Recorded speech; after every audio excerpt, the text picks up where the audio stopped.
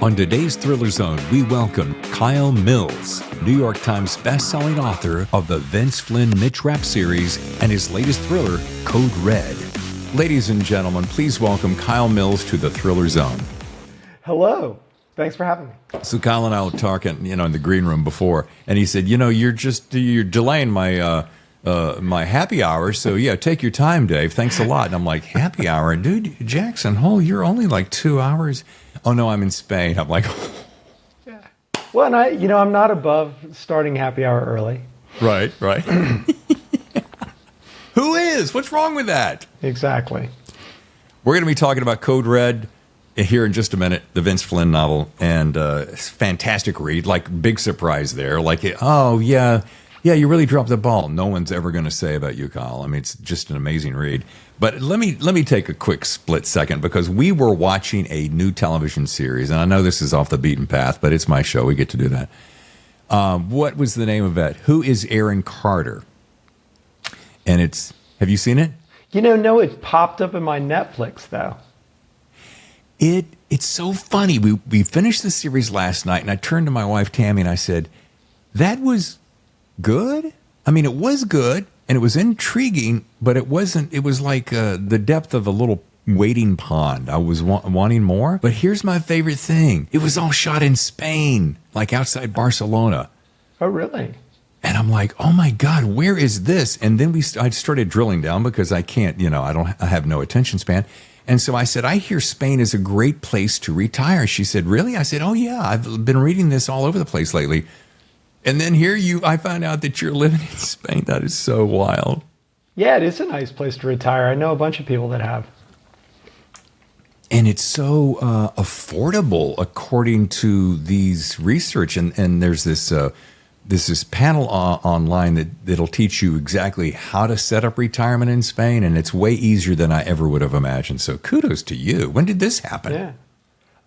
We've been living here on and off for a few years now. So we live here for a year and in Wyoming for a year, and just kind of go back and forth. So, yeah, it's interesting. I mean, it's not without its challenges. I can tell you that right now. I mean, we're renovating a house right now, and the bureaucracy, and then, you're an immigrant, so you get to spend your time sitting in the immigration office with all your paperwork, hoping they don't deport you.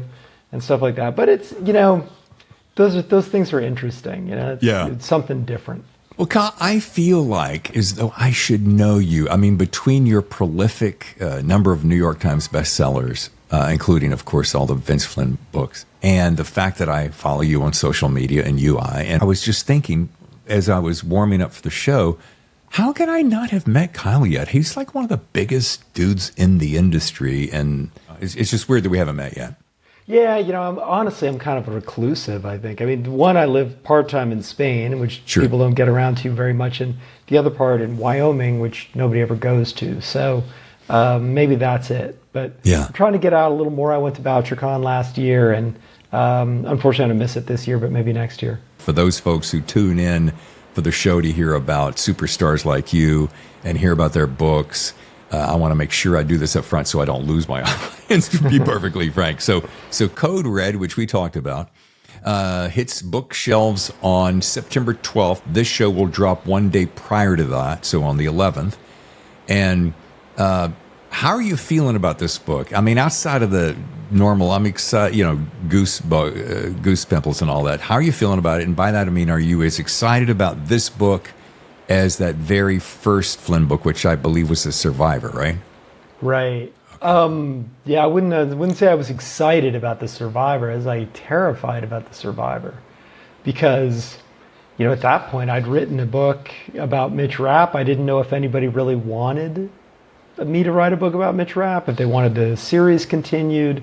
I talked to a few fans over email and stuff, but I was really concerned that it would go out there and everybody would hate it and or not want it to exist or whatever. And so that one was a little more stressful than anything. Fortunately, people really liked it and they wanted to have the series continue. Yeah, I feel really good about this because we have a thing that was dreamed up by my publicist called the Ambassador Program, and we send a bunch of books out to, big Mitch Rapp fans prior to publication. So it's kind of nice because you get to kind of interact with them on social media and email and stuff and find out what people think of the book. And people seem to really love this book, which is great because it's my last, and I wanted to go out on a strong note.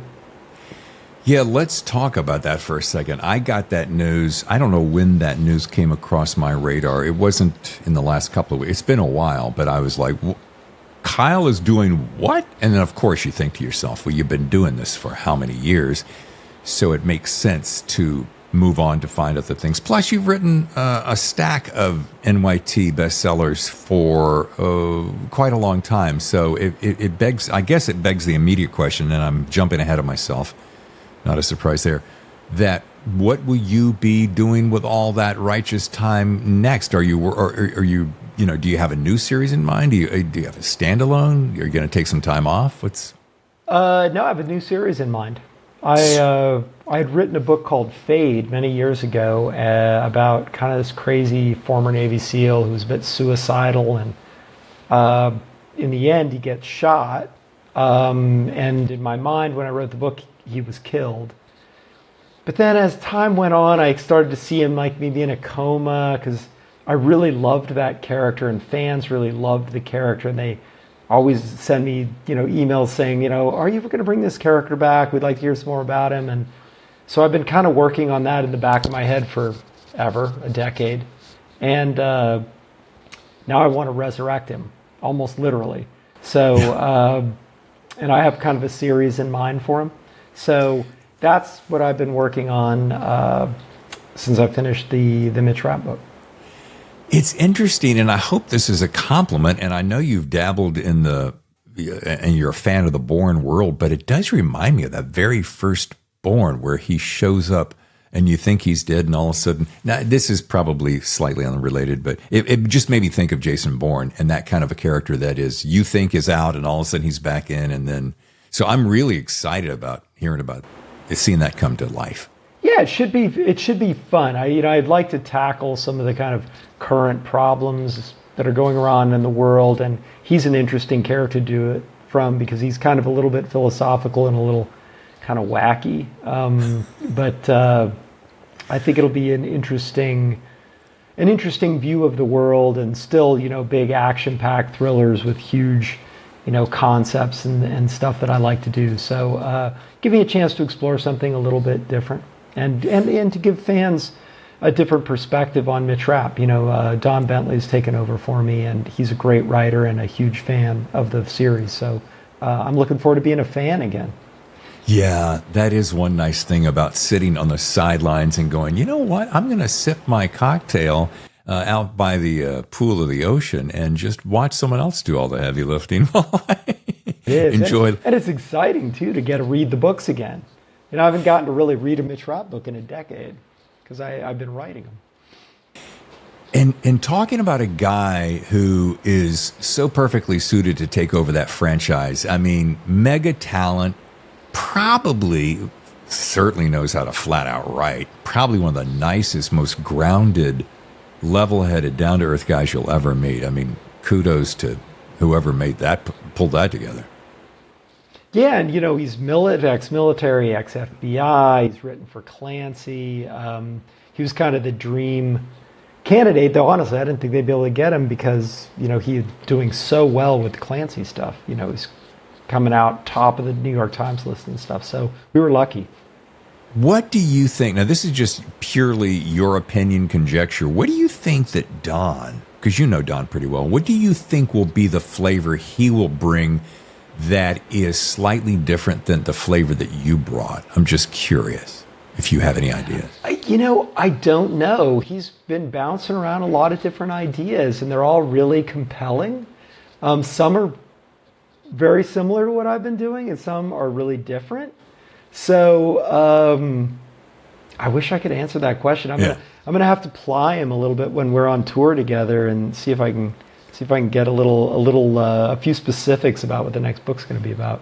That's right. I just read where you and he are going to be hitting the circuit to promote Code Red. And what are those plans looking like? I think I saw a photo. Maybe it was on your Twitter feed or Instagram feed with the Poison Pen, maybe? Yeah, Poison Pen, Once Upon a Crime in Minneapolis, and the Larkin Owl it's in Georgia, outside of Georgia, the city, outside of Austin, Texas.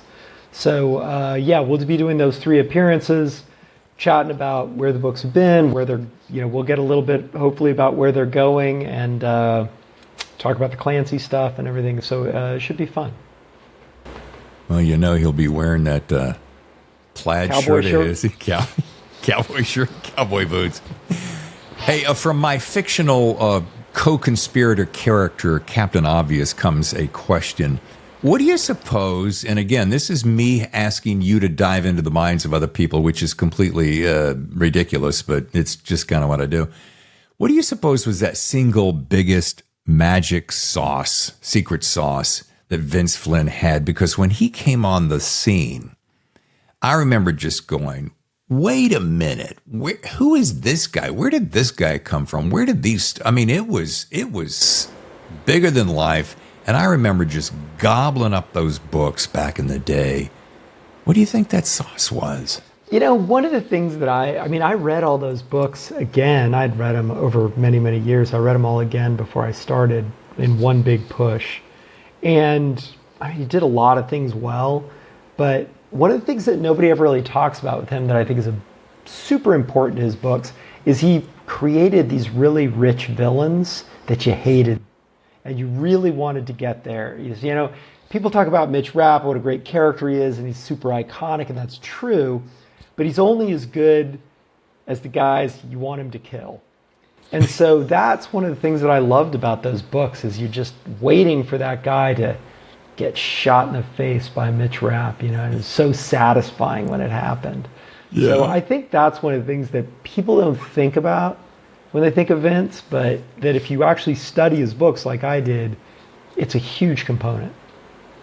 I had a conversation with Lee Goldberg recently, and the show's going to drop soon, and he brought up something that was it's so simple, yet so profound. And we were talking about, how does one learn how to not duplicate the secret sauce, but how to really understand how a good book works. And he said, take a book that you read that you really love, break it down. The blueprint is right there in front of you in black and white. Deconstruct it, put it on a big poster board or whatever, and then learn from it and use some of that technique moving forward. And I'm like, I had never heard anyone, and it sounds so, you're like, yeah, Dave, how you doing? But it is one of the greatest little lessons that I picked up.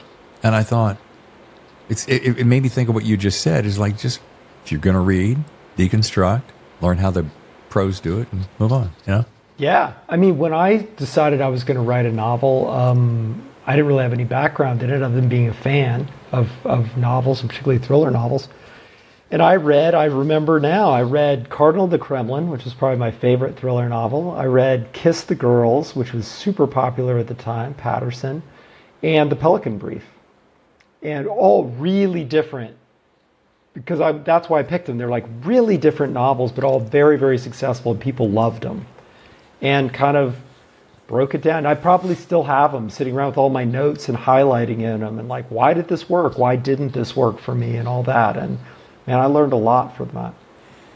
This is one thing I find so intriguing about you, Kyle, is the fact that I talk to so many people on this show now, 2.5 years in, that say, oh, I wanted to be a writer since I was a child. My very first story was 8 years old, and I've been writing ever since. Or, I picked it up as a hobby in grade school or college, and I never stopped.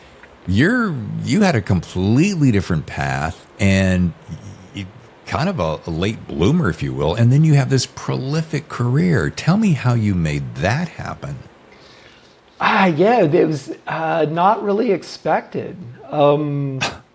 I worked for a bank. I did corporate loans for a bank, and I was a really fanatical rock climber. That was basically my life. I worked at the bank and I climbed rocks.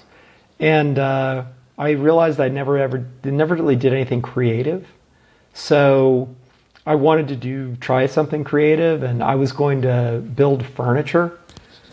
And my wife reminded me that I wasn't very handy, and so I don't think she really didn't. We live in Wyoming at the time, and that she didn't want me to fill the garage with tools and have to park outside and all that. And she's the one that said, "Well, you love reading. Why don't you write a novel?" And I don't know. I never took any English class. I have an economics degree, so it didn't seem like a great idea, but it kind of intrigued me. And so I kind of studied up on it, got some how-to books, read those novels, and thought, yeah, I'm just going to embark on this, and my mom will read it, and it'll go in a drawer. So, and it turned out pretty good, I thought. And I thought, well, maybe I'll try to get it published, and it ended up getting published and became a national bestseller, and which is great. But honestly, I had never planned to write a second book. So my agent signed me to a 2-book deal, and I was kind of panicked because I had no ideas, never considered it. So I didn't even know if I had a computer or a place back then. I think I wrote it, like I'd bring home the laptop from the bank and write at night on it. Oh, geez. This blows my mind because I think of all the people, and probably including myself, that have fantasized for years. Oh, man, if I could just, hit it and blah, blah, blah, blah, blah, fill in the blank. And then for someone to kind of come at it from nowhere and then hit it so well. But, this begs the question or challenges the thought, I think, that if you operate in the realm of passion, meaning you find something that really makes you tick and then you go after it with reckless abandon and you really absorb it and enjoy it, and you do it without the worry of, man, can I make a living on it? I think therein lies part of the magic because you're not, it's like mercury in your hand. If you've ever tried to hold mercury, when you go to reach for it and squeeze it, it just shoots out from between your fingers. You can't do it. So it's, it's a little bit metaphysical there, I suppose. But I think sometimes when you want it so bad and you're reaching so hard, is the mistake. Whereas if you just relax and lean into it and go, it's going to be okay. If it's supposed to work, it will. And then it does, right? Yeah, I mean, sometimes it does. I definitely advise people not to get into writing it for, I'm going to make $1 million, because it really doesn't happen very often, let me tell you. Even very, talented, very successful writers, it's not, it's just not necessarily a huge moneymaker. It's something you have to be passionate about. And I loved writing. I work really hard on it. A lot of people think, you've written 23 books or something, it's easy now. It's no easier than it was before. So you've got to really work hard on it, really hone your craft. It's always, I'm always a person that's never good enough, and I'm always recrafting things. But that's kind of the behind the scenes thing is, it's not always fun and games. There's a lot of sitting in your basement, worrying about this paragraph doesn't flow very well, Isn't it funny? And I get this from everybody who's on the show. They'll say things like, man, I'm afraid it's just going to suck. But you've just written 23 number one hits. Yeah, but this one could suck. And I'm just always amazed at why we as writers tend to kind of lean into that negative space, that self-doubt. And it's funny because it's all the spouses have the same stories of, they're tearing around the house again, going, this is crap, wadding up paper and throwing it at the walls, and they're all like, oh, it always works out in the end. You do this every time. But I did on Code Red. I did on every book I've ever written. Did your wife say that? Oh yeah. So she's like, I can't think of anything. I'm never going to think of another idea again. Oh, yes, you will. Your publisher, Emily Bessler, who is very easily one of the most respected and most delightfully gracious people I've ever had a chance to interact with, says of Code Red, in case I want to put an extra little plug in here, it is, quote, the very best book from Kyle Mills yet. How does that make you feel? It makes me feel great because, this is an important, I think the two most important ones have been the first one, clearly, Yeah. But for me, a little bit the last one too, because the pressure was really on for me because I would hate for to go out on a weak note, particularly because I think there would be an impression, you know how people are, that I kind of phoned it in because I knew I was leaving. And so I was especially really especially attentive to making sure that this was a really strong novel, so people would say, that I respected the series and Vince's memory. So hopefully I have. Yeah. And, those were mighty big shoes to fill back in the day. But you have to walk out with this great confidence that you nailed it. And you nailed it time and time again. And you've got this legion of fans that go, Kyle did it.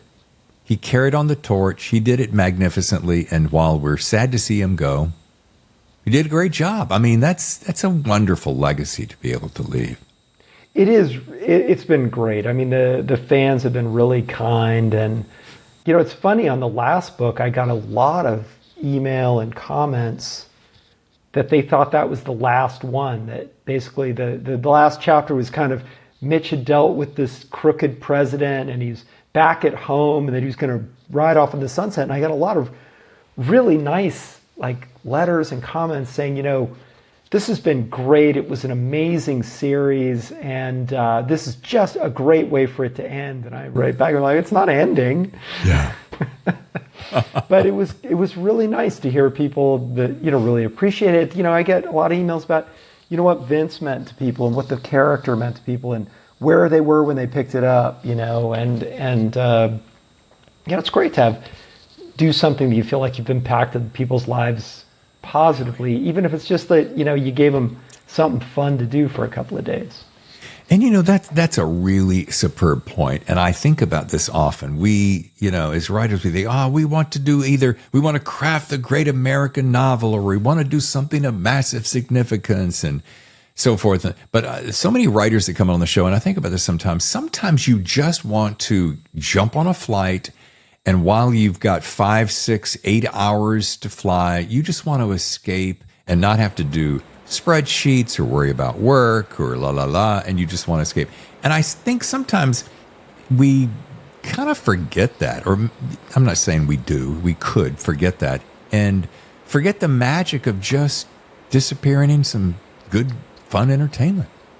Yeah. And it's really different now than even when I started. I mean, the world is so much more fast paced with the internet, and you're always on and you're always got your cell phone and all this stuff. And yeah, the perfect time to get on a plane, you have to shut your cell phone off and you can just disappear into another universe and, let it all go for a little while. It's what I love about books. I don't feel that way about, I like TV and movies, but I don't feel that same way about it. I don't completely get immersed in them the way I do a book.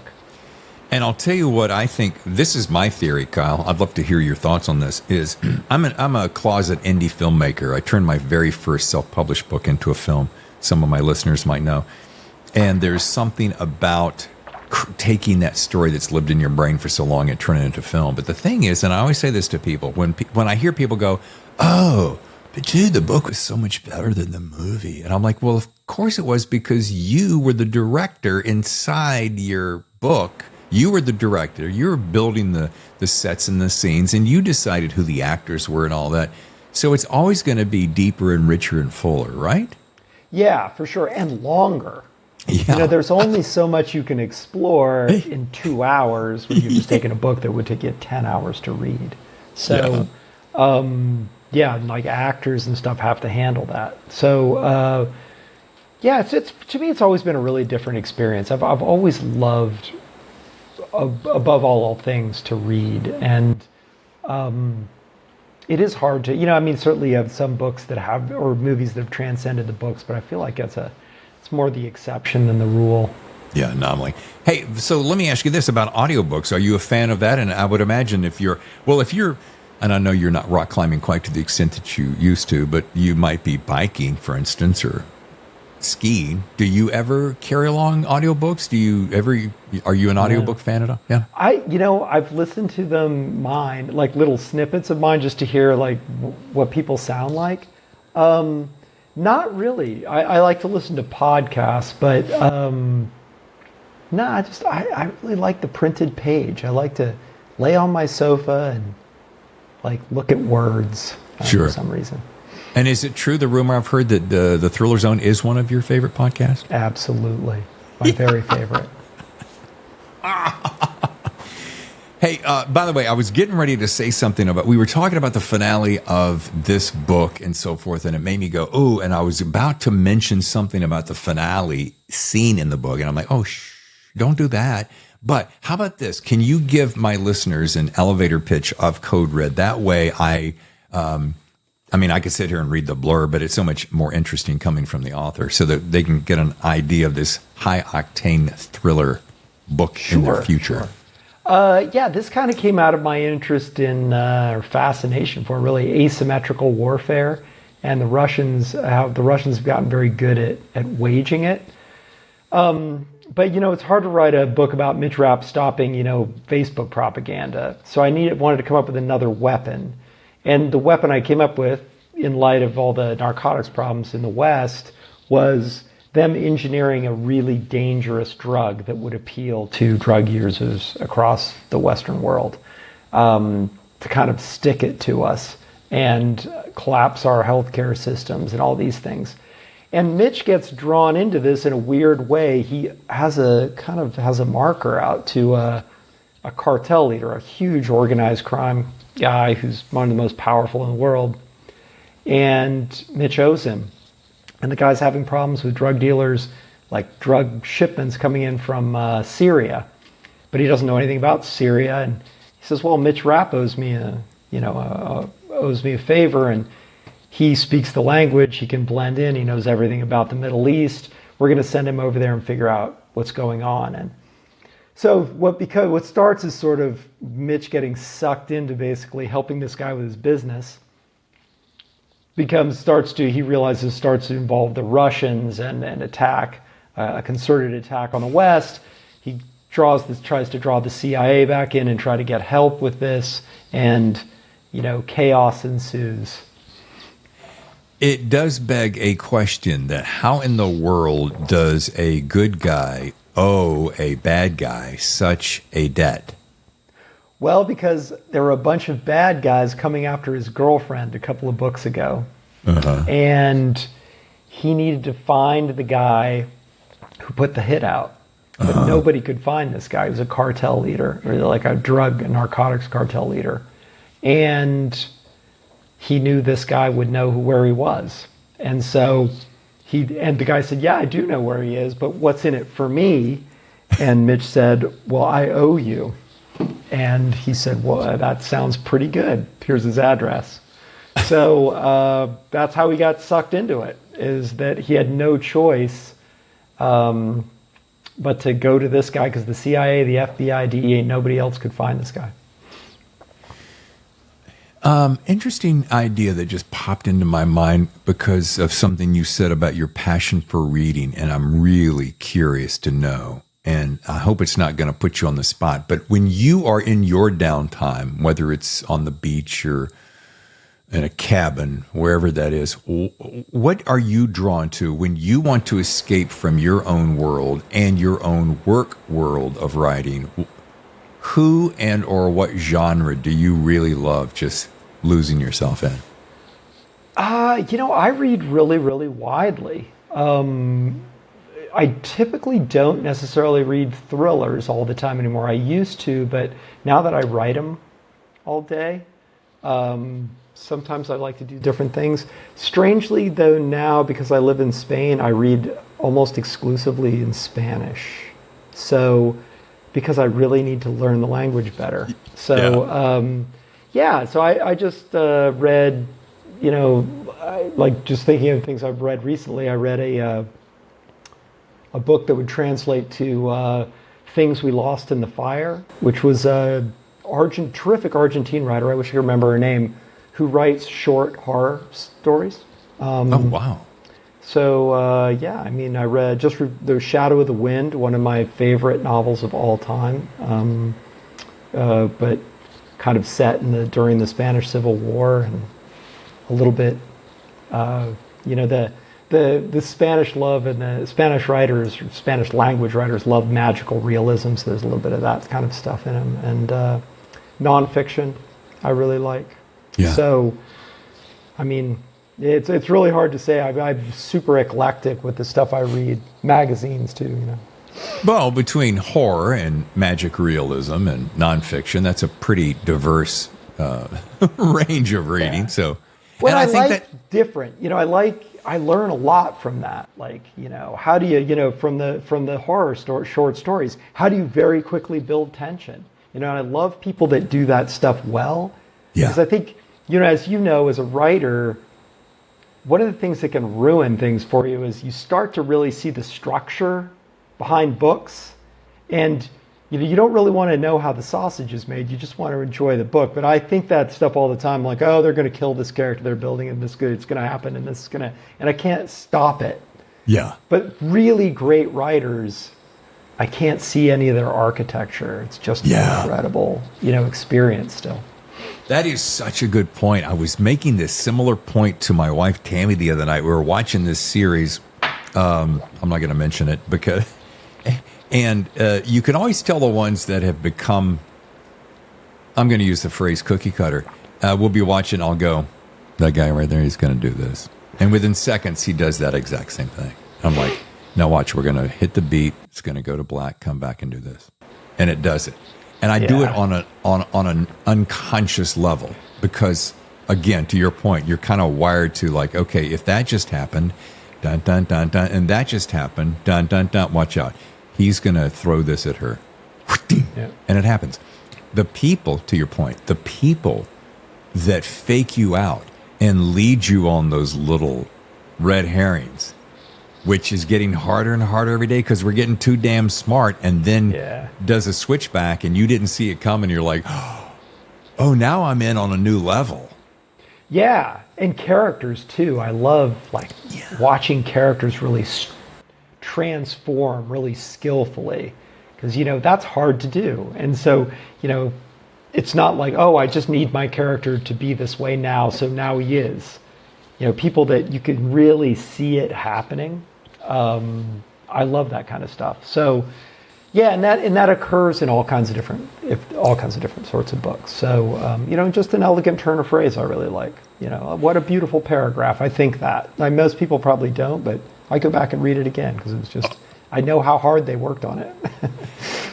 I think of, when you said that, I think of a couple of people. The very first person that popped into my head is one of our good friends, Meg Gardner. She can take a sentence. She can take a paragraph, and it's an entire story. And I've often asked her, I'm like, Meg, how in the hell did you make that sentence? She goes, well, first of all, it didn't just happen. Second of all, I wrote it about 7 times. And then when I felt it was good, I edited another, 5 or 6 times. And then I thought of, instead of that word, what would be more powerful, and switched a word. And then when I thought about it that way, I'm like, that's just dang smart. And then I started reading with that knowledge, and I'm like, that's how she does it. And it doesn't take away from the secret sauce of Meg Gardner. She's just an amazing talent. But it was a great insight as to,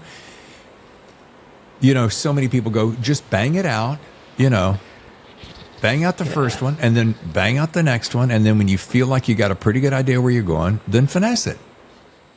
And I feel like it gives a bad impression that, like, when you're starting out writing, and I know I felt this way, I thought, oh, this is easy for Tom Clancy or whoever that all the writers I admire, but it's not. It looks easy when you read the book, but you don't know what, the year that went into it, the year of suffering that went into getting those words on the page. So hopefully people appreciate when they read the books. I remember my mother knew Tom Clancy pretty well. My family was friends with him, and her telling him, she had read the book in a day, and he's like, oh my God, it took me a year to write that. Yeah. What book did I just read in a day? I did just read, and it's the first time I've done it in a long time. I'm not going to be able to pull it up because I read about 3 books a week. Anyway, and I told this author that I had done that. I had gotten up. I couldn't sleep, so I was up around 2:30, and I just started reading it. I finished it, sometime late after lunch. And he goes, "Dude, you know how long that took me to write?" And I'm like, yeah, because of this. I said, "So what's next?" And I'm like, "Oh, I'm so sorry. I just did that thing that everyone hates that you do, and I didn't mean to do it." Like, well, I just finished it. It took me a year. Well, they miss them. They miss these guys. So it's funny. I was talking to Brad Thor about this recently, that it's, you spend all your days with, in my case, Mitch Rapp, in case Scott Harvath, but you don't realize that the fans just get to see them once a year. Right. And so that year that you don't get to see your friend Mitch or your friend Scott is long. Yeah. But for us, we never left them. We're day in and day out with them. So I feel the same way when I read a book where I'm like, wow, where's the next book going to come out? And I know I should never ask that. Yeah. Oh, it's so funny because it's like if you were to say to a builder, I've got a friend up in Lake Tahoe who builds houses, and I could see walking up to him and going, "Hey, Todd, you just built this gorgeous modern classical lodge house. It's hand built and etc. It's gorgeous. How long did it take you?" "Oh, it's like 2.5 years." I'm like, "That's gorgeous. When's the next one?" The next one. Yeah. He's like, "Dude, let my hands heal from this one, then I'll get right back to you." I got a 2-part question for you because I know you've delved in the Flynn and Ludlum worlds.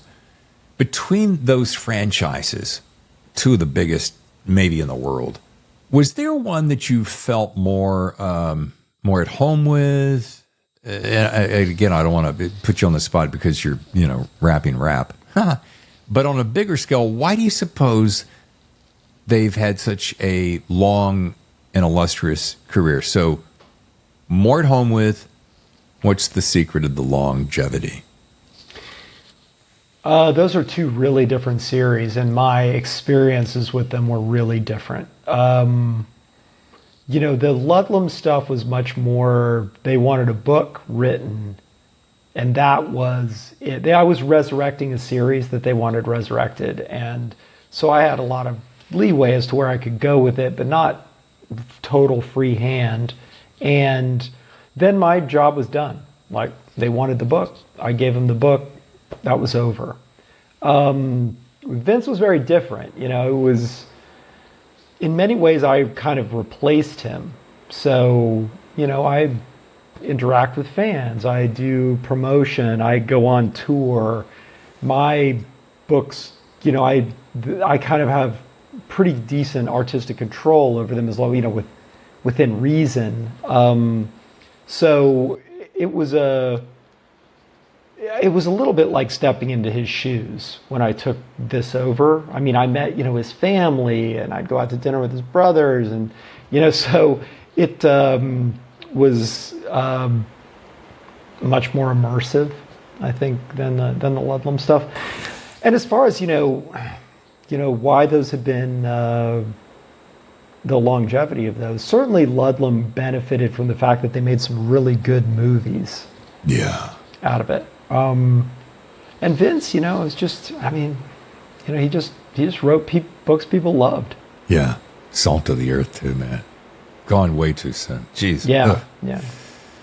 As we begin to wrap, but before I ask my closing question, I want to scale, if you will, to borrow a metaphor, about your passion for rock climbing. Now, I was reading where you said your elbows have kind of given out, but I'd love to know, would you share that story of how that passion started and carried you for so long? Because to me, it's such a great metaphor for how you've scaled this world of writing hit bestsellers. I just, I'd always loved the outdoors. I grew up in Oregon, but I was living in Baltimore at the time, working for a big bank there. And, I just never got outdoors and stuff. And it was something I had once read in a magazine, a big thing about all these famous climbers from back in the day that in Camp 4 in Yosemite, and I'd always wanted to try it. So I went to West Virginia and like got lessons, and I mean, it's just for the minute I stepped off the ground, I was absolutely passionate about it, and ended up moving to Wyoming to pursue it. And went to work for a bank there, and ended up becoming a writer, which was really great because then I could travel all over the world and climb, and nobody knew where I was. So, it didn't seem like I was slacking off. So, it was really formative for me because, I worked, my father was an FBI agent. I'd lived in DC and London and, hung around with all those people. But when I moved to Wyoming and got immersed in the climbing community, it was really alternative community with very alternative ideas. And the idea of you can do anything. Mm-hmm. Like society and your expectations hold you back to some extent.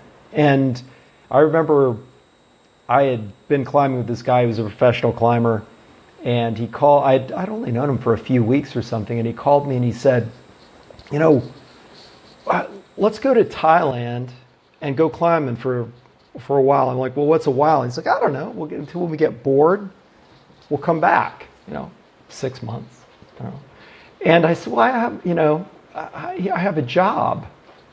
He said, well, quit. And I it never occurred to me that you could. Yeah. You could. He did the same thing with me when they were filming The Beach. Remember that with Leonardo DiCaprio? Oh, sure. He called me up one day and he's like, hey, I'm sitting on the beach in Thailand with Leo, and I've convinced him that I need an assistant. I'll pay you $400 a day to come out here. We don't really do anything. And we're supposed to keep him from falling off a cliff, but he never gets anywhere near a cliff. Oh, that's hilarious. And I was like, well, I have a job. He's like, well, for God's sake, you're really, really bent on this job thing, aren't you? Yeah. And it was those people, though, that made me want to try doing something creative and doing something different, because I never thought I could. Because, I studied economics. I was going to be, it's the 80s, right? You're going to be an investment banker and fly on a private jet and all this crap. Yeah. And it never really suited me. And so it was like that. Climbing is probably the most influential thing in my life, and all the people that I met and all the places I've been and things I've done. It's really formed who I am to some extent. Well, needless to say, you're not afraid of heights, or you wouldn't be able to do that. But I think to myself, what was that very first day like? And I mean, I don't mind. I don't mind climbing hills, hiking, but the idea of going up a wall of stone straight up, it holds such fear in me that I could not fathom. Like, what was the movie? You're going to know it right away. Is it Solo or Free Solo or? Oh, Free Solo, yeah. Yeah. I think it was. And I'm watching that guy, and he's climbing without ropes, and your palms are sweating when you're watching this, and I'm like, how does one do that? Well, he's a special case. I mean, you don't do that under any circumstances would be the answer. You use a rope. A lot of free soloists have not done well over time. Not done well, i.e., splat. They've died, yes. So that's kind of worrying. But, the great thing about climbing, one of the things I loved about it is, I had all these things going on in my head with work and whatever, just daily life. But all you concentrate on climbing is the next hold. And I honestly never really thought about how high up I was, because I would get just so laser focused on what I was doing that I wouldn't say that was ever an issue for me. Now, if you took the rope away, I would I would melt down. Yeah, that would not be a great day. But I think it's just a really nice way to focus yourself. It also takes you to incredible places and meeting incredible people that do things that you can never imagine, What was your, and then we'll bounce off of this, what was your closest call? What was one moment where you went, oh man, at the end of that, you went, I was so close to buying the farm? Yeah, so probably my worst, my closest call was in South Africa. And I had done this climb. It was really long, and I was climbing with the guy belaying me, so holding the rope, had written the guidebook to the area. So I didn't really give much thought to him. I didn't know him very well. And when he was lowering me, and this happens more than you would think it would, he ran out of rope. And so you have a belay device that keeps the rope on your here, and it went through, and I started to drop. And I would have died and he actually managed to reach up and grab the rope. And he was like, hey, got a little problem. And I looked down and saw him way down there holding that rope. And we had gotten on that climb with too short a rope, which I didn't check because he'd written the guidebook. So, I remember that day it was a long time ago, and I remember it very distinctly. So that was probably my worst moment. I remember finally getting down off the thing and taking my cowboy hat, and laying down and sticking it over my face and laying there for about an hour. Yeah. And then I had to tell my wife about it on the way home because she was climbing something on the other side of the crag. And that's a cool thing too, because is it correct? You met your wife rock climbing, and you're still together? Well, we met right before I start. Well, like kind of as I was starting, and she really loved it too. So, which is great because you got to haul around the world and spend a lot of time on it. Though I think she's probably glad to be retired so she can do something else. Well, so you gave it up because of joint issues, I'm assuming, and I don't know how that happens at your young age of 40 or whatever. Like pretty close to that. Do you find the same joy in your backcountry skiing or your mountain biking? I mean, I know it's two different worlds, but there has to be a replacement thrill factor for you, right? No, there's no substitute for rock climbing. There's just no. I mean, I've been a skier since I was 3, so I'd always done that. But and I love mountain biking. I love road any kind of thing with pedals on it. I love, but. There's no substitute for cruising around the world, camping with weird people and doing these amazing peaks and like doing, it's just, it's sad to think about that I don't do it anymore really, but you got to admit at some point that it's very much a young person's game, and you've got to admit that. I mean, there came a day, and I wasn't that old. I was probably in my mid-30s where I decided, do I want to be able to lift my arms above my head, when I'm 50? And I thought, I probably do. So I'm going to take up a different sport.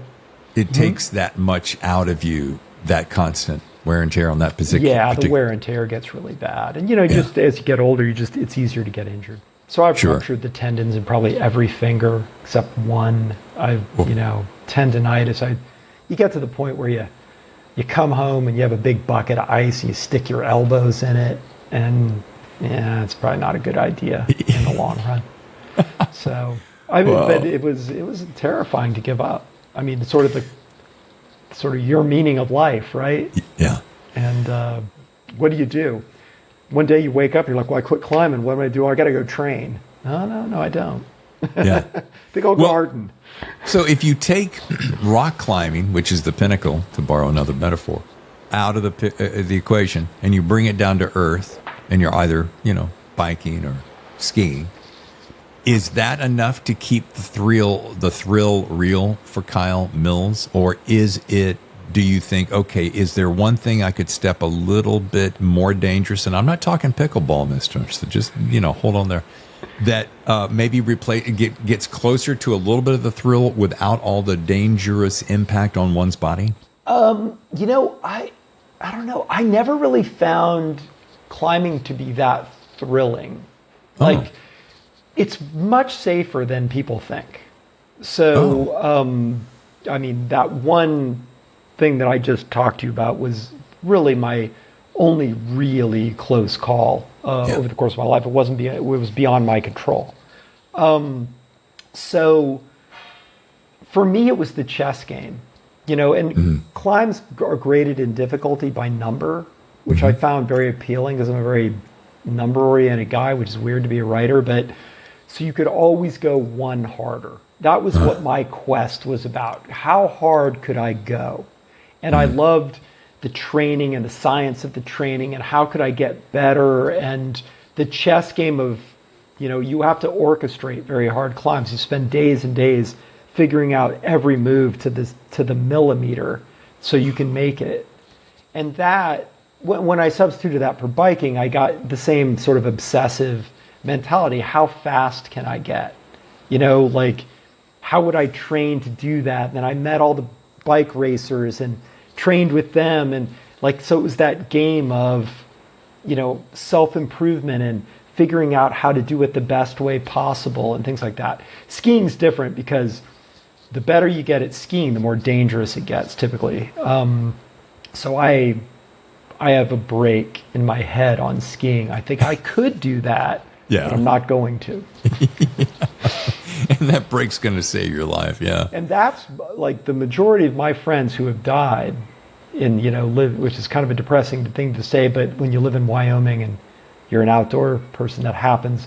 It's mostly skiers, not climbers. Oh, you're kidding me. Yeah, because of avalanches. Oh, yeah, I never thought about that. The great thing about rock is it's been there a million years, and you're pretty sure it's going to be there tomorrow. That big thing of snow, you're not sure where it's going to be tomorrow. And you could be in it when it decides it wants to move. Oh, good point. Never thought about it that way. Well, that's amazing. Thanks for sharing that, because it's just, it allows me to live some of that world vicariously, because there's no way in hell I would get up on that side of the rock. As we wrap the show, best piece of writing advice is the kind of the hallmark of the show. A lot of people love to hear that, and I know you got one, and you've certainly put in enough time to come up with that little golden nugget. Nugget. Yeah, give us the golden nugget. Finish writing the book. Don't go back and write one chapter for the next 8 years. You can fix it later. That would be my advice to people. Finish the book. Because somebody once said, was it Nora Roberts? I'm not sure. Quotes are always really apocryphal.